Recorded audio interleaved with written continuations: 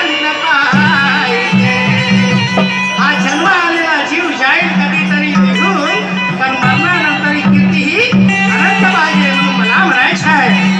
अरे असतील जगात माया एकापेक्षा एक, अरे कुणी लावला असेल कलंक आपल्या आई बापाच्या फुलाला, पण माझ्या रमाने राखील साऱ्या स्त्री जातीचे नाक